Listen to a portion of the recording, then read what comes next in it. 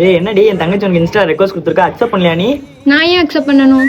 என்னடி என் தங்கச்சி எல்லாரும் ஒரே ஃபேமிலி. ஃபேமிலியா? என்ன பெரிய ஃபேமிலி? ஏன்டி இப்படி பேசுற? ஸ்டார்டிங்ல என்ன லவ் பண்ண வேணாம்னு சொன்னவ தானே உன் தங்கச்சி. ஆஹா, ஸ்டார்டிங் அடி சொன்னா இப்ப வீட்டுல நம்மளுக்காக சப்போர்ட் பண்ற ஒரே அளவா தான் உனக்கு தெரியும்ல. இப்ப சப்போர்ட் பண்றா, ஸ்டார்டிங்ல வேணாம்னு தானே சொன்னா. என்னால என் செல்ஃப் ரெஸ்பெக்ட விட்டு இறங்கி வந்து உன் தங்கச்சிட்ட எல்லாம் பேச முடியாது. நீ போய் உன் தங்கச்சியவே பாரு.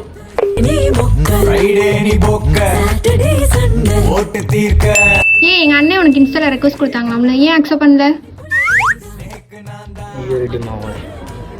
நான் எதுக்கு பண்ணணும்? எங்க அண்ணன்டா. எந்த வெண்ணைய வேணா இருக்கட்டும், நான் எதுக்கு பண்ணணும்? ஏன்டா இப்படி சொல்ற? அன்னைக்கு நம்ம பேசுற ஒட்டி கேட்டு சரியில்லைன்னு சொன்னேன் தானே உங்க அண்ணே. அது என் மேல இருக்க பாஸ்ட்ல நீ கெட்டவனோன்னு நினைச்சு அப்படி பேசிட்டான்டா. அப்படி பேசிட்டானோ? அவன் என்ன வேணா பேசிட்டு போட்டோம், என்னாலையும் என் செல்ஃப் ரெஸ்பெக்ட் எல்லாம் வந்துட்டு இறங்கி வர முடியாது. இது பேர் செல்ஃப் ரெஸ்பெக்ட் இல்ல, ஈகோ. இப்படி எல்லாம் ஈகோ பிடிச்சிருந்தாலும் எவனும் உன் கூட இருக்க மாட்டான். போனை வைக்கிறேன்.